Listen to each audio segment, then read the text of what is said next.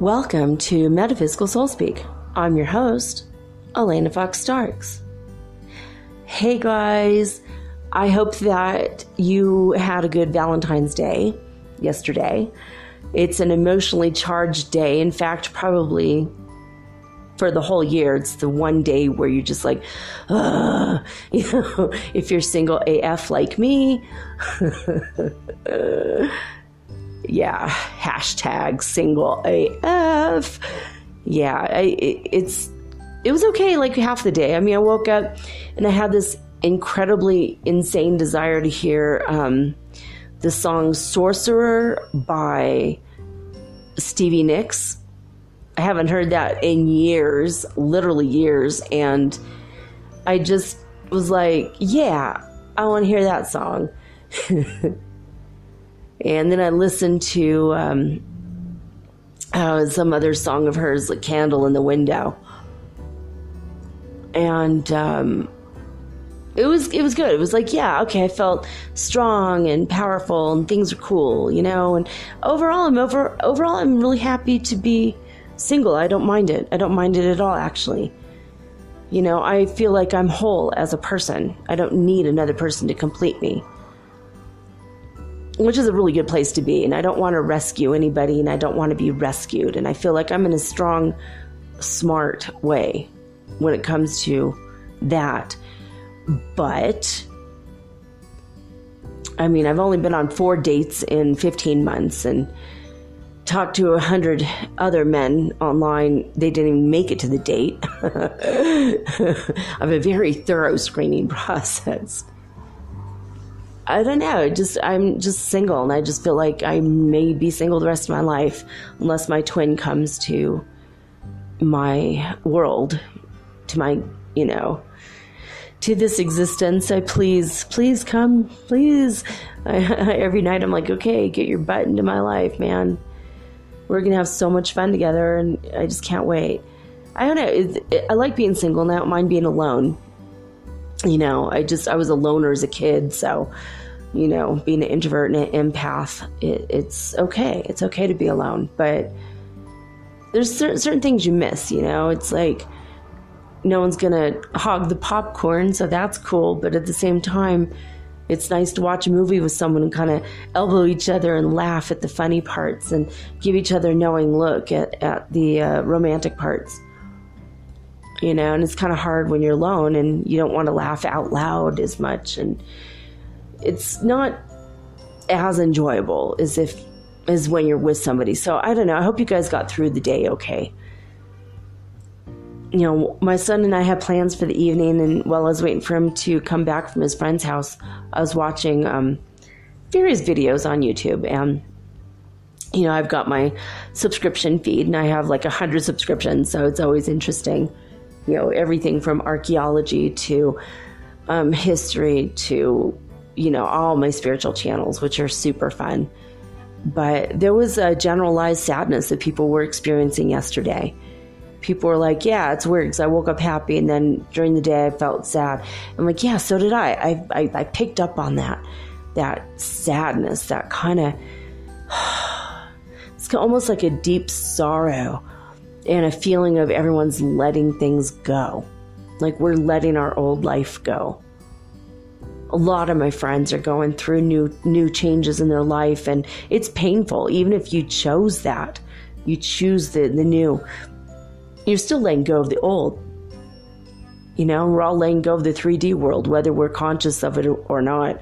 And there's like this sadness. So if you're feeling that, the best thing you can do is just that sun meditation. And the sun actually gave me another idea. And the idea was you stand on a mini sun, almost like the solar, like a solar ball of light, and it's at your feet, and you can pull that straight up into your body, and it mixes with your kundalini, and at your heart level you can expand that outward in every direction, or you could keep it going up to your crown chakra or even your 8th chakra, 18 inches above your head, and then that becomes the fountain that goes out. So it's a little bit easier than the other one I gave you the other day from the sun, our solar brother episode. If you stand on the ball of light, ball of light, of course, being the golden, beautiful sun, that, I don't know, it's like a miniature, your personal sun, you know, just imagine that that's at your feet, and that surrounds you, and it could grow, you know, and become huge, and it can burn up all of the people's sadness that doesn't belong to you, you know, or at least push it away from you. So you don't have to experience that. So it's cool and positive.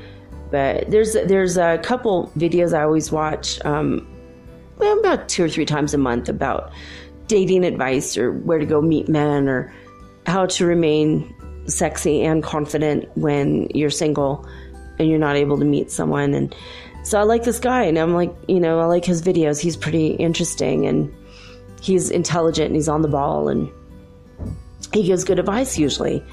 Well, when I went yesterday, he had a video live streaming. I caught him while he was on the air live. I'm like, yay. I never get to see this guy live. It's cool. And the name of the video was "When You're Single AF on Valentine's Day, Watch This." I'm like, you know what? All right, I am #single AF. Let's do it. So I watched it, and he's sitting there with his girlfriend, which, you know, when you're single, the last thing you want to see is someone there with their love trying to give you advice, and you're just like, yeah, okay. But all right, keeping an open mind. She seems bright, obviously, and she had advice, but the advice was just stupid. It was like, go to a sporting event, that's where you're going to meet men. And I feel like, well, it doesn't really apply to me, because sporting events here are family events, because I'm in South America, and the sporting events here are soccer, you know, or Americans gathering up to watch football together in a bar. And I like to drink a little bit, but I don't generally like the bar scene, and the men that go there are not really single. They're usually with, oh great, the neighbor who never lives there, are now taking a shower on the other side of my bedroom. I'm going to try to move across my room so I don't have to hear that. Maybe it's a special weekend or something. They rent this apartment next door to me out when it's like a special. When Ricky Martin, oh my God, I love him. When he came into town on for his concert, they rented that out. And the people looked at me like I was out of my freaking mind. It's like, dude, I've been living here for 7 months every day. And I guess apparently they Airbnb'd it. So now, great, we're going to have to deal with this. Okay. Yeah. That's the thing you want to hear when you come to a podcast. You want to hear someone taking a shower. Oh my God. Yeah, that's, speaking of sexy, just kidding. So, all right. Yeah, no, so I was listening to this guy, and I'm like, okay, you know, it's cool. Yeah, well, the sporting event thing doesn't apply to me, because it's not, I don't hate sports. I have nothing against sports. And sometimes I like to, you know, when I lived in Detroit, I'd catch a game when we're playing against Chicago. Boy, I'll scream my head off at a baseball game. You know, if we're going to whip the Cubs' ass, they need me screaming at them and cheering them on, right? They need my team spirit, you know, and Dodger Blue, my God. When Steve Garvey was playing for the Dodgers, I mean, I jumped at the chance to see him play every chance I got. I had a massive crush on him. I used to write him love letters and fold them into paper airplanes and send them down to the field, you know, because he's going to want to date a 12-year-old child. You know, but I don't know, this guy was like giving this advice, like, yeah, go to sporting events. You know, that's where you're going to meet your single guy. I'm like, well, that's where I'm going to leave my single guy, because then I'll become like a baseball widow, or, you know, that's what they call it, or a football widow. You know, so if you're not thrilled to watch a game every freaking day that whatever team is playing, I don't know. I mean, I'm not a huge sports fan. I'm not against it. And I love watching the Super Bowl. And, you know, especially when I'm in the States, I like it. I enjoy, you know, every now and again catching a game. But I don't want to follow it and memorize all the frickin' stats from every damn player. I'm not interested in that. But it was cool. You know, it's cool to hear his advice, whatever. Okay, none of it applied to me. But what really hocked me off was like every 5 minutes, he's stopping to kiss his girlfriend. They're holding hands. They're being super affectionate with one another. And I kind of felt like, don't rub that crap in my face, dude. I'm sorry. I know it's Valentine's Day, the most emotionally charged day of the year. And I kind of felt like it was in poor form.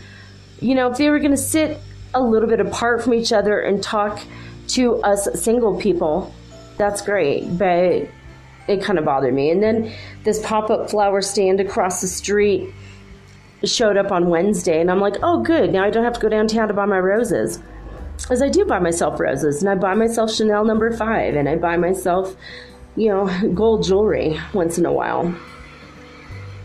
You know, if I want to buy something for myself, I buy it. I don't wait for a man to buy stuff for me. I mean, with my track record of the past few years, I'd be waiting a long time. You know, so I'm a very strong, smart, sexy, confident, capable person. But on Valentine's Day,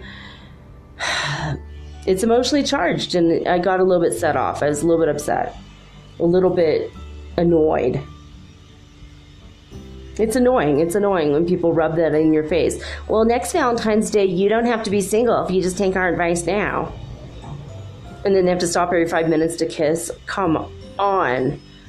So my kid and I ended up having a pretty good day. We ordered pizza, had bad olives on it. That bugged me. You know, so I didn't have a very good day. Not a very, very good day. It was okay. I mean, I don't know. A few hours were kind of annoying. Yeah, but there's one good thing, honestly, about Valentine's Day in South America, and it is that they don't call it like the Lover's Day or the Sweetheart's Day, and they don't make it only about relationships. They call it Love and Friendship Day. So it takes a lot of the emotional sting out of it if you're single. And I do appreciate that quite a bit. So I had a lot of people going, hey, happy Love and Friendship Day. So I'm like, oh, yeah, for you too. Thank you. You know, it's just, it does take a lot of the pain of being single out. You know, it's like I'm not sitting around pining away that I'm single every day. I do miss being in a relationship, and I want my twin back into my life. You know, I want to get on with it, but I don't know. So if you guys are single, I hope that, and with a general sadness floating around the planet, I hope that you're okay. You know, just do your meditation with the sun that I gave you and breathe it away. Just blow it away. Just, you know, blow away the sadness. Oh my God, this shower is so loud. I hope you guys can't hear it. And if something ridiculous happens, like maybe there's two people in there and if they start doing it, I'm going to pause and wait till it's over. But so far, I think it's only one person in there. But oh my God, how annoying. They never live there, ever. Only when Ricky Martin came to town were there people there for like 2 days and then they left. So annoying. But anyway, so I was sufficiently sad enough that when I ran across some old LSD that I had, I did it. I took 4 tabs of acid, but it was 2 years old. And about 30 minutes into it, I'm like, oh, crap. I just took 4 tabs of acid. It was like, oh, God, maybe, you know, I just feel like, you know, my initial thing was, oh, 4 tabs. Wow, God, I haven't seen that. I haven't seen that in a while. It's been a couple years. Bought it in Arequipa, Peru. from a guy from New York. Really top-notch stuff, too. And I thought, well, it's old, though. Might as well double up, son. I took it, swallowed it down. My stomach started to hurt about 30 minutes into it. I went, oh. And then I remembered the 12-hour trip last time. And I thought, oh, God, I'm in trouble. Oh, my God, what did I do? I'm writing my friend in Bogota, and I'm like, remember when I was there for you when you took a random drug you found out of just, sheer curiosity, and then you started feeling weird, and I had babysat you all night? And he's like, yeah. And I go, it might be your turn to babysit me. But nothing ever happened. Nothing happened. It was a dud. Thank God. It was like a dud. I'm like, maybe I really wasn't ready. And I never take 4 tabs is a lot. So I'm glad it didn't really happen. But then by the time I got to bed, I started having dreams. And the dreams were amazing. I went to the 9th dimension, and I talked to the architects of the universe, and they were showing me how they were showing me through the flower of life and the seed of life, how they create color and project color into this matrix, into this world, so that we see what we see as solid color. It's just light projections from a higher dimension. And so they were showing me that. And then in the morning, and I had amazing dreams. And then in the morning, I woke up with a light shining through from the sun into my bedroom. I left the curtains open so the sun would wake me up. It was a great alarm clock. And so I went and I stood in the sun, opened my window, and closed my eyes. Don't want to burn out my corneas or retinas or whatever the hell. So I stood there and, was soaked up the sun, and it was nice. I went back to bed and laid in bed and had my eyes closed. And then I opened my eyes and I saw the sunbeams coming through the room. And it was like kind of surreal. These beautiful beams of white light. But because of the acid, even though it was a dud, I was able to make out all the different individual swirling packets of color that formulate the white sunlight. So when we normally see it as white or slightly golden white, it's like, oh yeah, okay, it's just that. It's that color. It's not when you really are able to see it. And I was able to see it. And I was like, oh, this is so cool. And then I was starting to understand from the 9th dimension how they put the light down here. I don't know how to explain it, but it was much more intelligible in my mind and in the moment under the influence of the acid. But that was cool. It was really neat. And then the sounds of the traffic outside, I started recognizing each individual sound is a frequency and a hertz and a vibration, which intellectually I knew that, but I understood it on a spiritual level. And suddenly I was able to understand that, and God told me directly that every sound you hear is a frequency and a hertz and a vibration. And it's all meant for your spiritual benefit. And it is for everybody the same. And there's not one sound, there's not one thing you hear, and that includes the dogs barking and the horns honking. There's not one thing that you would be in contact with that isn't for your spiritual benefit and your spiritual growth. And there's not anything that's unrehearsed or unplanned in heaven. So in the higher dimensions, everything is just choreographed just so in this matrix we find ourselves in for our own spiritual growth and benefit. So that was a brilliant insight. I was happy I did the acid then. Even though I didn't get a whole lot of visuals, when I closed my eyes, they were there. The geometric patterns and forms were there. And it set me right. It calmed me down. As Hunter S. Thompson says, here, take this acid, it'll calm you down. It does. It can.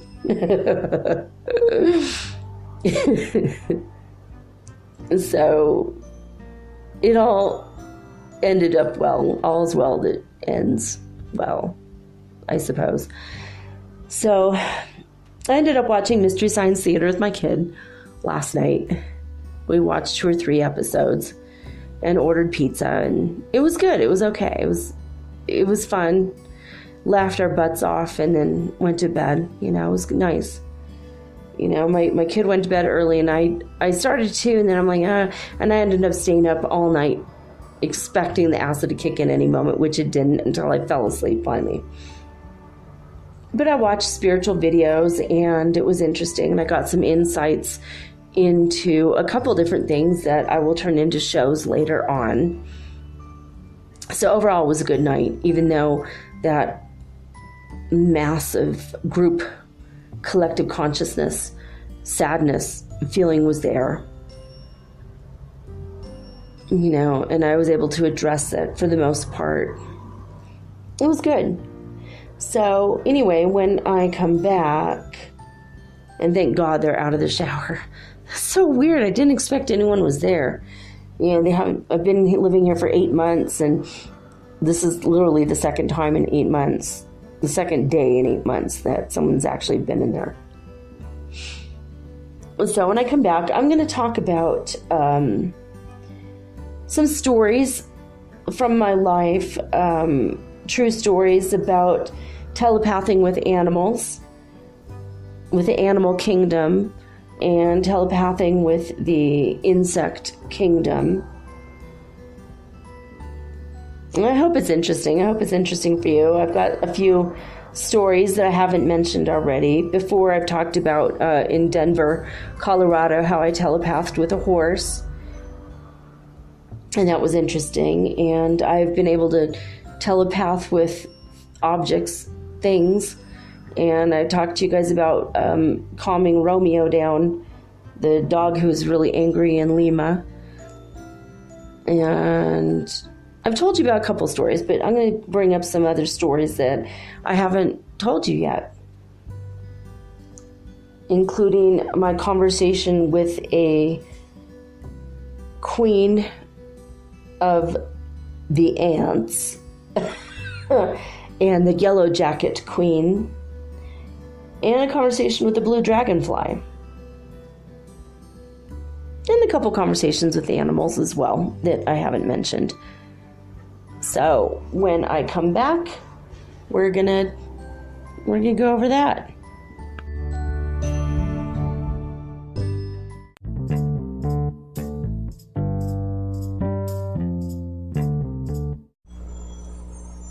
Hey you, have you ever thought about having your own podcast like me? Was it even a New Year's resolution? For me, it sure was.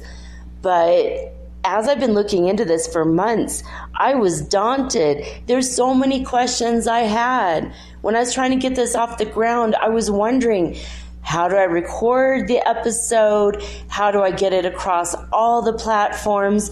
How do I get my podcast on Apple Podcasts when I don't even have an iPhone? How do I get it onto Spotify and all the other places? How do I get people to listen? And how do I make money from my podcast? How do I edit it? Oh my God, I had all these questions, and I was so confused until I discovered the simple answer is Anchor. Anchor is a one-stop shop for recording, hosting, and distributing your podcast. Best of all, it's 100% free, and it is ridiculously easy to use. And now Anchor can match you with great sponsors too, so you can get paid to podcast. All you need to do is record it. You don't have to go out and look for people to advertise on your show. They help you. So basically what I like about podcasting is I don't have to have a video of myself. You don't know if my hair is dirty or if I'm still in my pajamas or even if I'm wearing makeup. Haha. And it's so easy. I could do this from the comfort of my own home in my living room using this amazing app right from my cell phone. So easy, right? So if you've always wanted to start your own podcast and make money, by the way, doing it, please go to anchor.fm/start. That is anchor.fm/start to join me and the diverse community of podcasters that are already using Anchor. Again, that's anchor.fm/start. I can't wait to hear your podcast, and I can't wait to favorite you. Woohoo! Let's be broadcast podcast buddies. I'll see you there.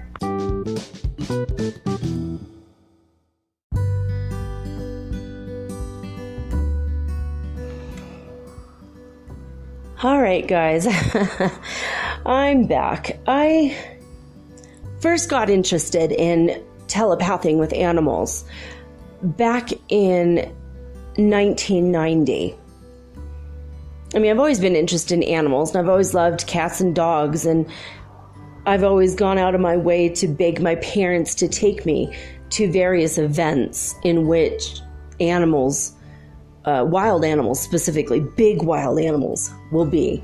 So when there was Fraser the lion, when I was a kid, they brought him to malls, and I guess he was raised from a cub by humans. He was used to being loved and handled. When he came to the mall, I would go and visit him. And I think I met him more than once. I think I was with Fraser twice. And I got to pet him and love him and tell him I love him. And I was really little, like 3 or 4. So ever since I was really little, in fact, when I was growing up, when I was a baby, my dad had Weimaraner dogs. And if you don't know what a Weimaraner is, they're like so freaking huge. They're bigger than a miniature pony. You know, those really small horses they bring to toddler birthday parties. If you've never seen one in real life, you've probably seen one, you know, they're about the size of a German Shepherd. But Weimaraners are enormous dogs. So when I was a little tiny baby, fresh born baby, we had 2 Weimaraners. They're like gray, and they have the softness of like velvet. They're just phenomenal dogs, and because they're so big, they don't live long. Usually they die of like a heart attack or something. It's very sad. But these dogs, I mean, my dad had pictures of me. Like one of these dogs' heads was bigger than my whole body when I was a baby. They're like literally enormous dogs. But so these Weimaraners, it's kind of my, you know, that. And then after my dad found a home for the Weimaraners, because we'd moved to this house, and I think it was just too much, you know. And he found a family that would take them. They had a big, huge piece of land outside of LA. But we had a little cat named Kimmy, and I would always talk to Kimmy. And Kimmy was, it was spelled like the Japanese way. It was named after, I can't remember what Kimmy stands for. I want to say it means friendship, but I'm not sure. But Kimmy was a big old white tomcat, and he was my buddy. You know, so I've always been interested in animals. I've always loved, obviously, you know, I'm an animal trainer in heaven. I did a whole show on that. But my whole life I loved animals, but I never considered that they could communicate with me. And when I was in college, I used to have my routine like every Thursday. And I think it was Tuesday and Thursday in Cal State Northridge, I used to feed the squirrels, and they knew because we had a regular appointment. You know, and even before that, in 1990, I worked in a human anatomy laboratory, and I got to grade papers. I would grade people's essays and their multiple choice quizzes because I was a teacher's assistant. And even before that, I was working for a different teacher. So I worked for 2 teachers in a row, and I got paid to do it. It was like really exciting. I loved it. It was good work. even though my degree was in psychology, I figured, hey, I've got a body and I'm afraid of seeing a dead body. Might as well take human anatomy and learn all about the body that I live in. and also get over my fear of seeing a dead body, which I did. I was cool. At the end of it, I was cool. But maybe cool isn't the word, but I was okay with seeing a corpse. I'd come across 3 of them during that time, but that was back in the day when you could get a body and actually learn on a corpse versus just a mannequin with plastic parts. And I think that they changed the laws. I don't think that you can, unless you're in medical school. I don't think you can actually do that anymore, but especially not the city college level or community college level. But it was fun. It was an interesting thing. But I would be grading the papers, and there was a jar of peanuts on the desk. And while I was grading papers, these scrub jays, it's the scrub jay variety of the blue jays. So bluebirds, and they're so beautiful. And, you know, you've heard of bluebirds of happiness. Well, these guys made me happy. They were amazing to hang out with. They would fly in the classroom where I was at, and they would fly in and they would land on a table and then hop over to another table, to another, and then finally to my desk. And I'm like, whoa, this is weird. The teacher never told me this. He said, leave the door open because of just to get cross ventilation, and, you know, it's healthier just to breathe in the fresh air. And it was the fresh air coming off of the ocean. Santa Barbara. Oh, I miss you, Santa Barbara. One of the most beautiful places in the world to live. And so it was like weird, though. These birds came and they would communicate with me, but not telepathically. I wasn't able to get there to that level yet. And I wasn't even consciously thinking of it. But they would come and they'd stand next to the jar of peanuts and look at me like, what are you doing? Why aren't you feeding me a peanut? And I'm like, oh, this is going to be fun, right? So I would open the jar of peanuts and I would put out a peanut and then look at me. Okay, I put out 2 peanuts. And then they would weigh one. They would put it in their beak and they'd shake it and they would weigh it. They would see like which peanut is going to have a bigger nut in it. And I thought that was interesting. So I started doing experiments with them, and I'd put 3 or 4 peanuts and I'd watch them. And the next thing I know, there was 2. And then there's 3 or 4. I think at one point I had like 3 or 4 birds. And they were taking turns, and they would grab the peanut and they would take it back to their nest to store it for the winter. It was really smart birds, really intelligent. But that kind of got me interested in communicating a little bit more. You know, I've always managed to play with insects and animals and hang out with them, and you know, I've you know, had flies and spiders come and observe me, which is creepy and little strange, but to have an actual communication, I didn't have that. And when I was really little, I used to have snail races with my neighbors, you know. We'd line them up and, hey, whose snail's gonna go? And then we'd be screaming at the snails, and and we'd always in the summer try to catch the alligator lizards. I mean, my whole life, you know, I picked up bees out of the snow and waited till they thawed out and became alive again, and then I would put them on their merry way. And I always had a great deal of love for animals and insects, most insects. I mean, I will admit that I have murdered plenty of ant armies in my life. You know, I don't feel good about that. In fact, one was just last week. I was attacked by ants in my bathroom. But I did tell them, if you guys don't leave, you know, by this time tomorrow, prepare to die. And I waited an extra day, and I'm like, I had to kill them. And occasionally I get a roach coming in over from the neighbor's house, and so they don't seem to mind roaches, so they don't do anything about it, so it's super annoying. So I have to kill those. And silverfish, I just tell them either leave or I'm going to kill you, and usually they leave. Silverfish seem to be smarter. But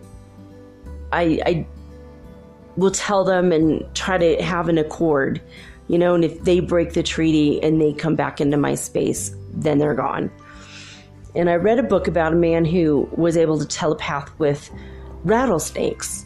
And he told the rattlesnakes, I will respect your people if you respect my people and me. And if you come onto my land, I'm going to shoot you.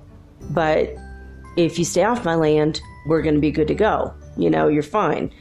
And he telepathed with them, and he had a rattlesnake come and look like he understood, and the rattlesnake left. And then rattlesnake came back the next day, and he said, what did I tell you?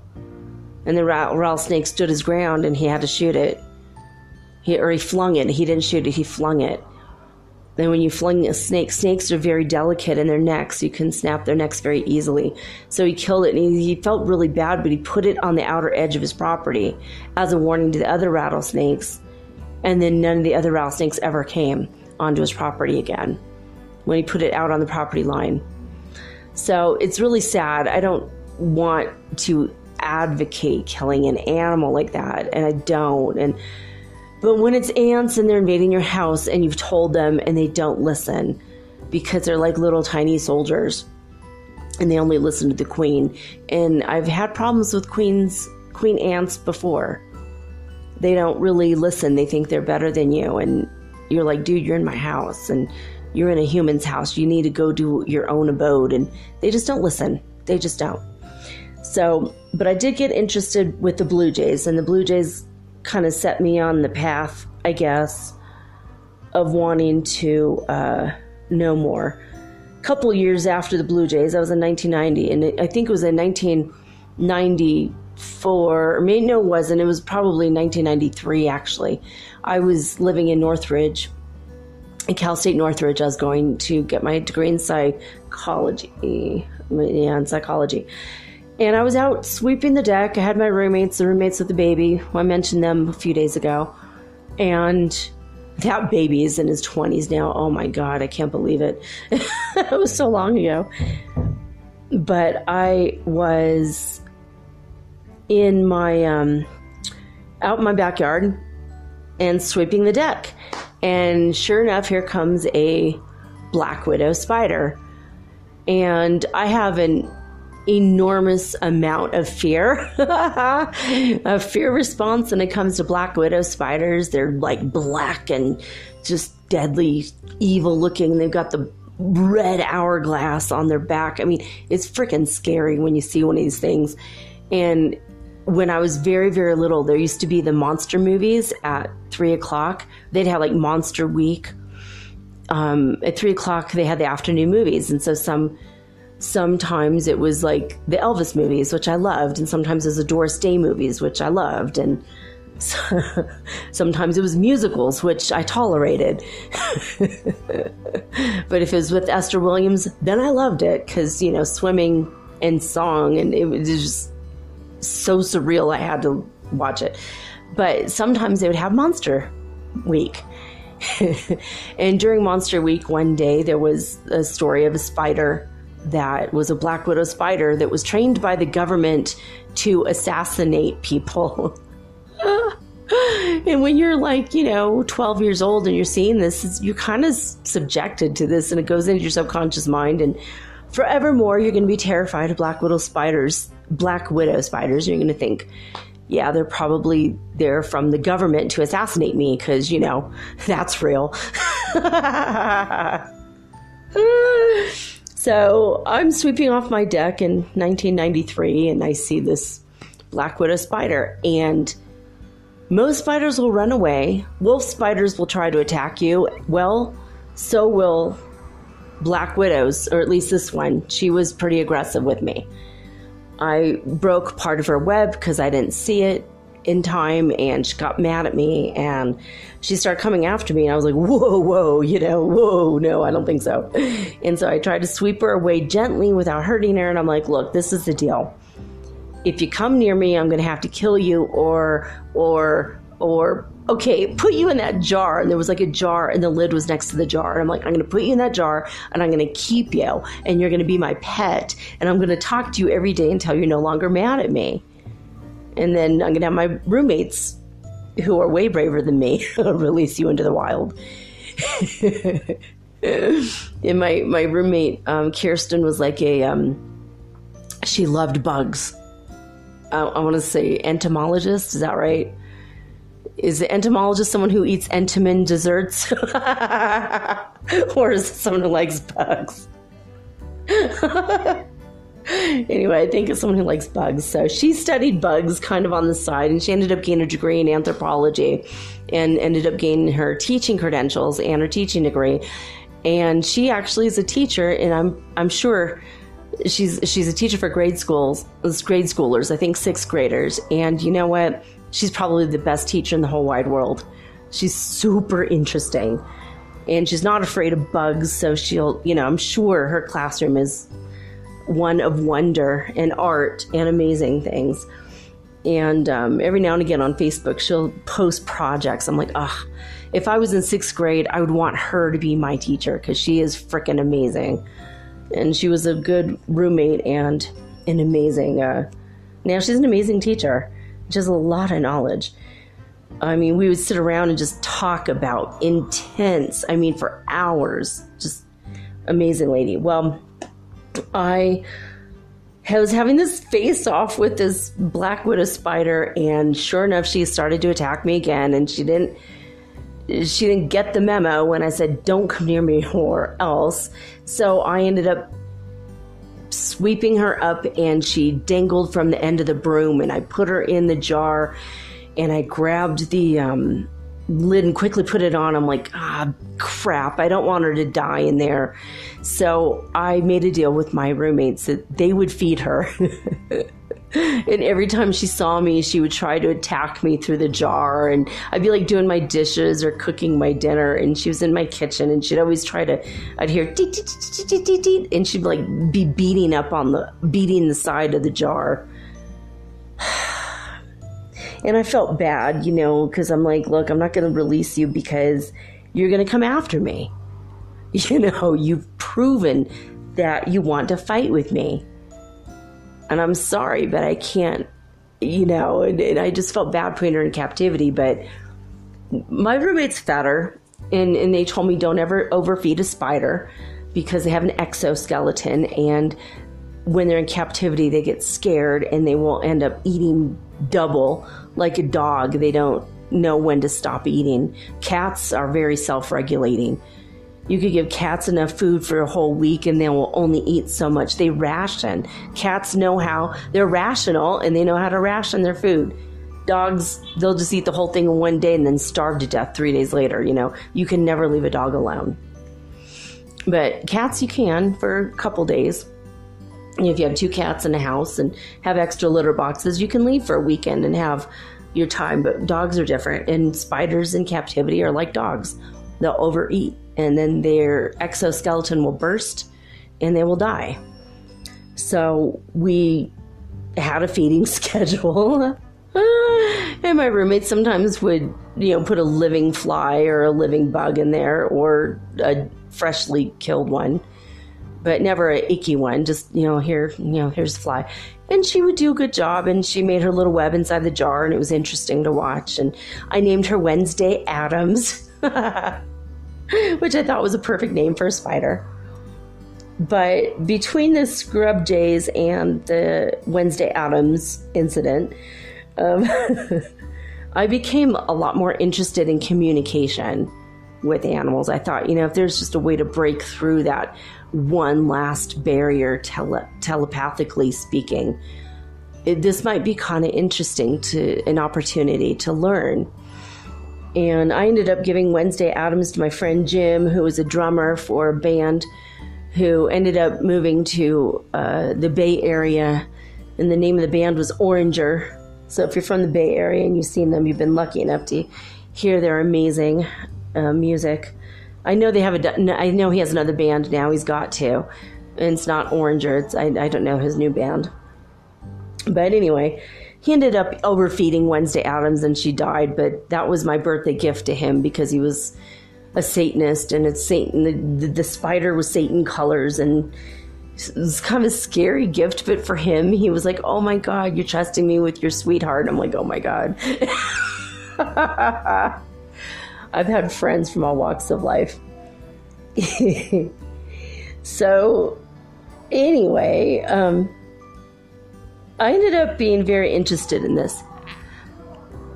Now my neighbors are screaming, or it's a dog. I don't know what's going on over there.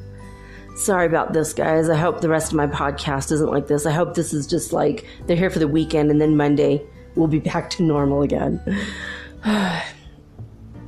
So anyway, so I was interested, and I heard an Art Bell episode where this guy came on and he said, I have a list of 100 books that I think every human being should read, and for like $2 or something, you could order the list and he'll mail it to you in the mail, not over the internet. So I did. I'm like, I'm interested, and why not give this guy $2? He's entertaining, and you know, it is what it is. So on the list was a book called Kinship With All Life. I recommend you go out and get it immediately. It's like $5. You get it at Barnes & Noble. You could probably download it for like $1 or $2. Kinship With All Life. And it's the story about a man who ended up having a conversation with a fly for 3 days, and watched a lady have telepathic communication with a rattlesnake, again with the rattlesnakes, and different various animals. I mean, it's like interesting. Like, he went to visit people who had communication with these things, and then he himself had a breakthrough communication with a housefly. And as I'm recording this, a housefly has been staring at me and probably listening to me and wondering why I'm not communicating with it. I know I've had houseflies just love me and be around me. I'm not saying that I attract flies, because, oh my God, but yeah. But anyway, I do attract the pigeons, and I do have pigeons outside. Mr. and Mrs. Fred and Ethel Mertz. I've mentioned them before. Sometimes they'll come and they'll like flap their wings at the window to knock at the window now, and they get like when I come right up to the window, they'll come right on the other end of the window and flap their wings, and they're so beautiful, and they get so excited like dogs. They just like, you know, start hopping around, and they come right up close to me now. So it's kind of cool. It's not really, they're not really trainable, but it's fun. I have a good communication with them. It's really nice. But, so anyway, it's a good story. So I recommend, if you want to learn how to telepath with animals, pick up Amelia Kincade's book, Straight from the Horse's Mouth. She has now written 2 other books that I have not yet read. I just downloaded a sample to read from one of her books, but she teaches a way that you can communicate with animals super, super easy, and this includes insects. So basically, I'm going to give you guys the story from Fred and Ethel Mertz, my pigeon friends that live in the flower. There's like a section right outside my window. Again, how many showers do these people need? This is like the 3rd shower. I now have got to move away from my stupid wall again. Did they not know I'm making a podcast from home? Okay, so I moved away from the wall. Hopefully this will do it. All right, so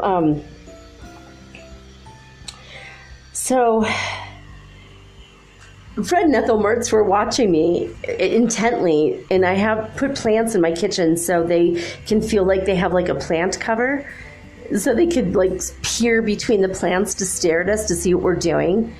And I'll tell you what, we don't really make eggs when they're there anymore. We feel kind of guilty about that. We try to make eggs like at night when they're not near us, or when they're off flying around the neighborhood. But anyway, Fred and Ethel Mertz were watching me make coffee one day, and they were really interested. Like, they're hopping over the windowsill, up and down the windowsill, just watching it really closely. Like, what is she doing in there? And I think like we're their zoo. But it's a free zoo, and they get to watch us. And so I was making coffee, and I thought, well, maybe what I'll do is I'll connect with Ethel, because she seemed to be more interested in me than Fred. And she's this beautiful white pigeon, and she's got on the edge of her wings like a pale cocoa brown and purple and a little bit of green. She's a beautiful pigeon, and her eyes are big and brown. Her eyes are like double the size of all the other pigeons, and they're brown, like a liquid brown, like a chocolatey brown color. And it's almost like sometimes I feel like maybe she's a real human and a witch has turned her into a pigeon.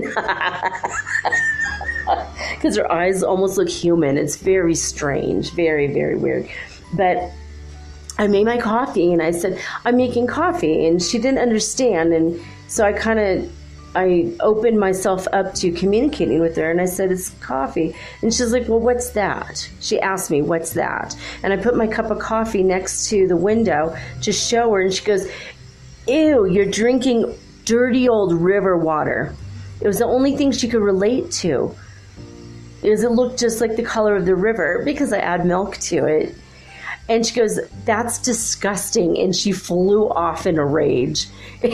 She's like angry at me for drinking river water. Like I'm wasting her time doing all these interesting things just for a cup of river water. And it freaked her out.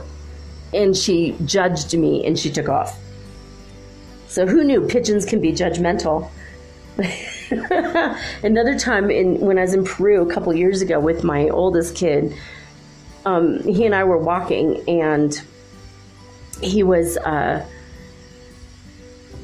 we were just walking, and a pigeon flew in front of us and totally just fell right in front of us.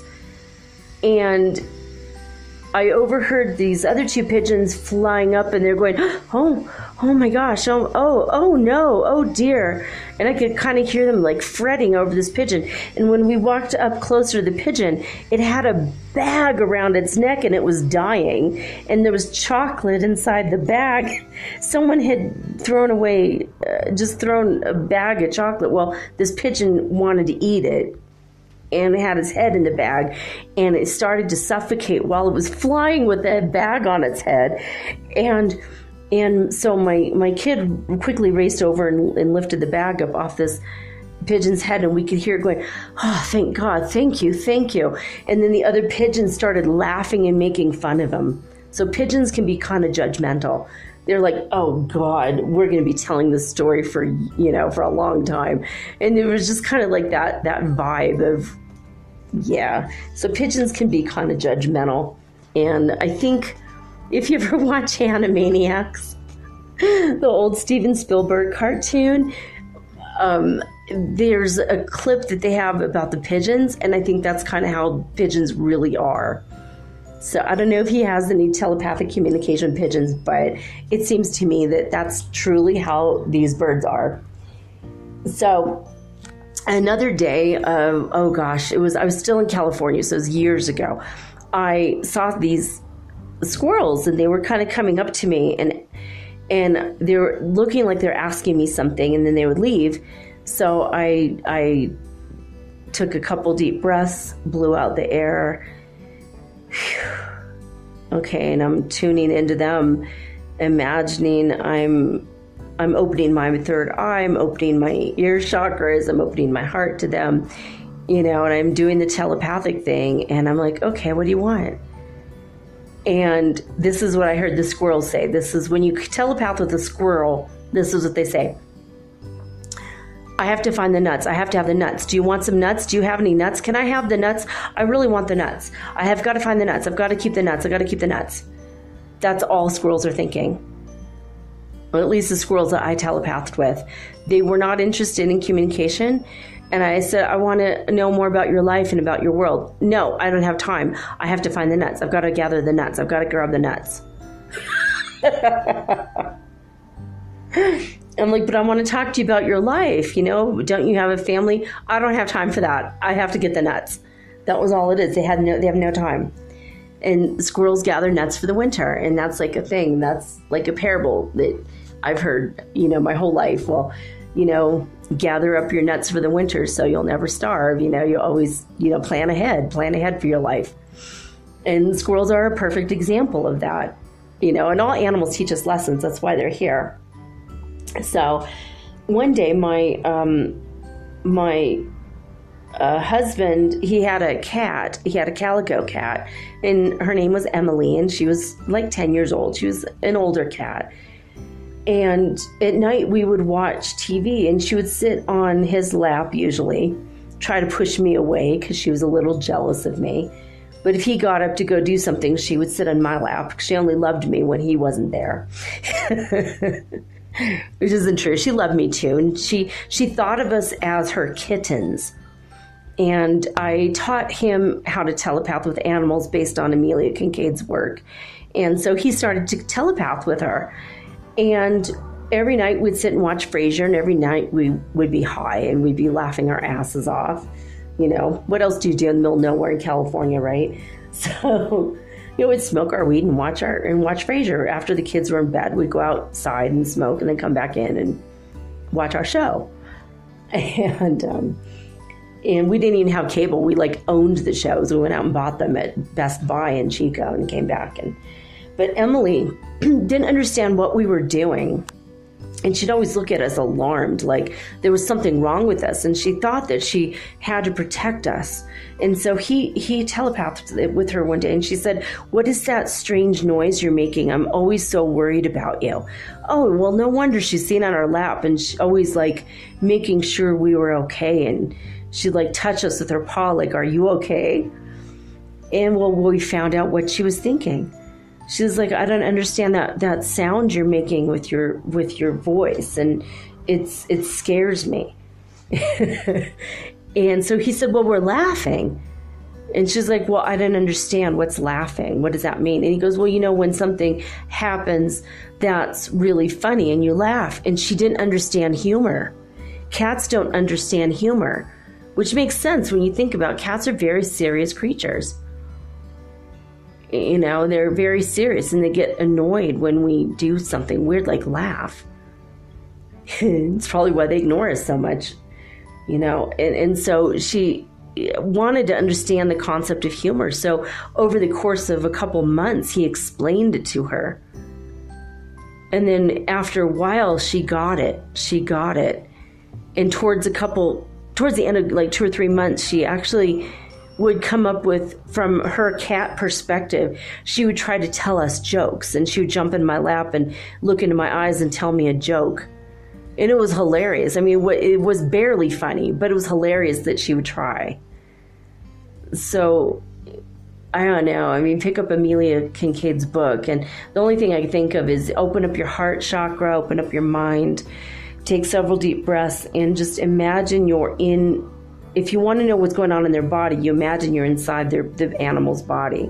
And then you feel the tail, you feel the fur, you feel their paws, you feel it from their perspective. And that's a good way to telepath with an animal if you want to know what it feels like. But if you just want to have a conversation, you just say, "I'm opening my mind to your mind. Oh, please open your mind to my mind if you want to communicate with me." And you wait. And you could do the telepathing part when you do with humans if you knock on the door of their mind. But I don't recommend that because I think that freaks animals out. But if you say, "I would like to connect with you. Will you connect with me to communicate?" Most animals will do it. Most animals, even if they're a squirrel, they'll do it because they want to talk to you, because they want to ask you for nuts. But one day I had a really strange one, and I'll talk about this a little bit more at length. But I'll tell you, first of all, I'm going to tell you three quick things. I have telepathed with the queen of the ants, and I asked her to leave. She said she couldn't, and she refused because she's a queen. And so we had to tear apart a wall to get her out of the wall, and she died. And there were ants everywhere, and they were carpenter ants. They were enormous. I don't know if you guys know what a carpenter ant is. If you don't live in the forest in California, you might not know. Carpenter ants are enormous ants, and they're black ants, and they won't hurt you. But they're freaky to see. When you first see one, you think, holy crap, I could put a saddle on that thing and ride it around my living room. It's so big. They're huge, huge. But they won't hurt you. But when they're invading your house, you're like, you got to get out of here. Sometimes they'll leave, but if they have a queen inside your house, like inside the walls, you just got to kill the queen. And it's very, very sad. And I hate to say that, but that's what we had to do. And that's how we got rid of our carpenter ants. We had wood-boring beetles. They refused to listen to us because they were all babies. And wood-boring beetles will bore themselves into wood, and they will be dormant for 20 years. And then they will eat their way out of the wood and then fly away and then bore themselves into another tree. So you can't communicate with them. They're beautiful psychedelic beetles. They're like wild, like gold and green and swirly blue, and they look metallic, and they have red on them as well. Just they're freaking beautiful beetles, but you can't talk to them either. So we had to tent our house and kill all the wood-boring beetles before they ate their way through our house, and, you know, thereby rendering the structure useless. So I have had some insect issues. And when you live in the forest, this happens. And this is when we live north of Paradise. So I had a conversation, though, a very productive and albeit extremely scary conversation with the queen of the yellow jackets that were building a nest outside of my back door and my sliding glass door, and they were creating a problem because they were going to become a threat to my kids, and I didn't want my kids to be stung. So I had to sit and meditate, get in the right state of mind, and I need to contact the queen of the yellow jackets. And with my eyes closed, I went before the queen. Well, when you do this in your mind, you are the same size as this insect. Seeing a yellow jacket is scary. Seeing a yellow jacket the same size as you or a little bit bigger is freaking terrifying. But I bowed before her because she was a queen. I gave her the honor and respect that a queen would deserve, and she appreciated that. And I asked her to try to find their home out in the forest somewhere, not on our home. And she said, oh, and she hadn't realized that she was invading my home. And I said, you see, I am the queen of my house, and you're invading my territory. And I wish to have a peace agreement with you. And she was very lovely, and she agreed. And even though I was absolutely terrified and had nightmares for weeks after this, she agreed. And the next day, the yellow jackets all left the nest. We were able to knock it down safely, and they did not return. So yellow jackets are very intelligent, and even though they're scary, they're very intelligent, and they will leave when you give them the proper honor and respect. So I have been walking in the forest and had wild honeybees approach me, and they fly in a certain pattern and do a little dance in front of your heart. And I have had them fly around me in circles 3 times and then do another pattern in front of my heart chakra. And I think that they were healing me. I know that insects of the forest, at night, when you hear the cricket sound, that is to raise your vibration. So they are there for you, to raise you into a higher state of spiritual being and awareness. So that might give you some insight. So when you hear a cricket, that's what they're doing. Crickets also will tell you the temperature. You have to look it up. I forgot the formula. But I think if you take the number of times they will chirp their legs, rub their legs together, and then you times it, I think, by 7, that will be the temperature in Fahrenheit. So insects are way smarter than we give them credit, you know. And I'm going to give you a little bit of a story that I will finish on another day, and then we'll be done. So one day I was waiting for my husband to come out of the health food store when an electric blue dragonfly, a little dragonfly. It's like 2 or 3 inches long. And he was electric blue and beautiful. So beautiful, but surreal. He landed on my windshield of my car, and I thought, I want to know what he's thinking. So I meditated a couple minutes, and I connected with him. And I said, hi. And he says, hi, I'm glad you can hear me. Can you hear me? And I'm like, yeah. And he's like, I'm glad you can hear me. I am the gatekeeper, and I am here as a spiritual messenger to tell you a message. And I said, oh, all right, tell me. And he said, yeah, so I want to let you know that I will be with you the whole time and you'll be safe, but you are to take blue mushrooms, magic mushrooms, and we're going to teach you some things spiritually to take you to the next level. And I'm like, oh, okay. And he said, don't worry, I'll be here with you the whole time. So we sat there for 30 minutes, and he stared at me, and I stared at him. And we had this conversation. And he told me to do magic mushrooms.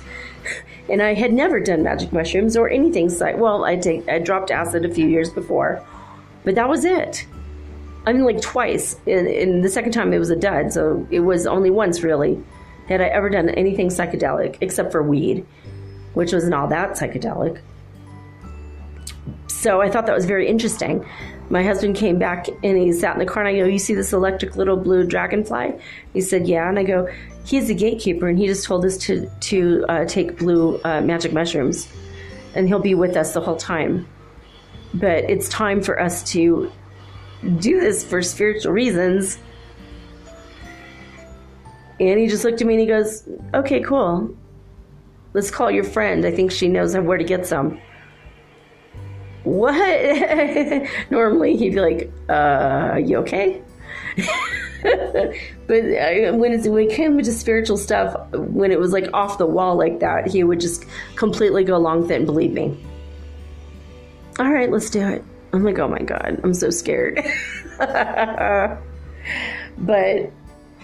that was a great communication, a good telepathic communication with the blue dragonfly.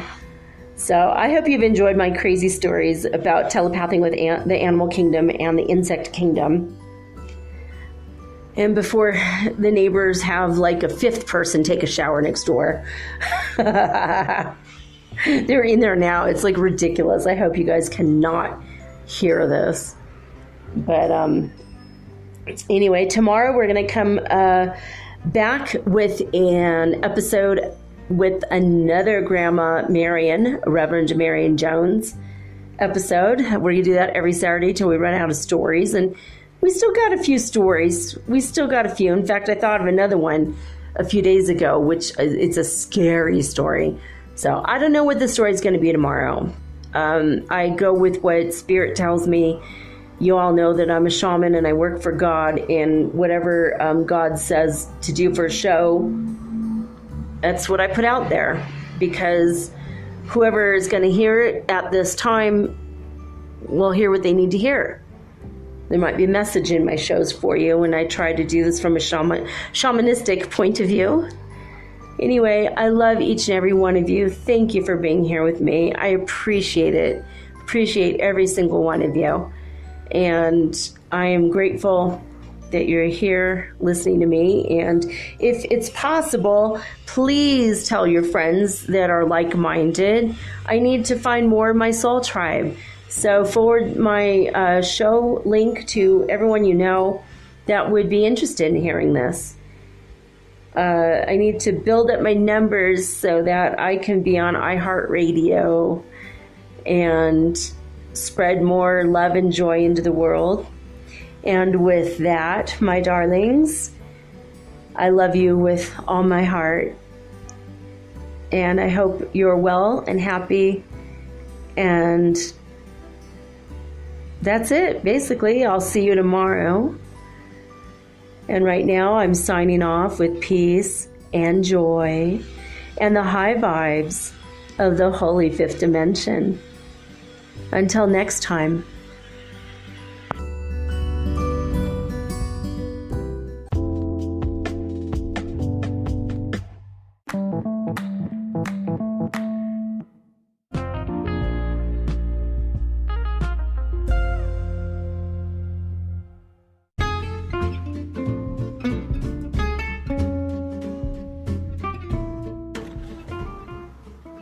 Metaphysical Soul Speak is run on sponsors and listener support. This means listeners like you. If you are so inclined to support my efforts and my little podcast, please visit me at anchor.fm/metaphysical and pledge an amount of your choosing today. Thank you.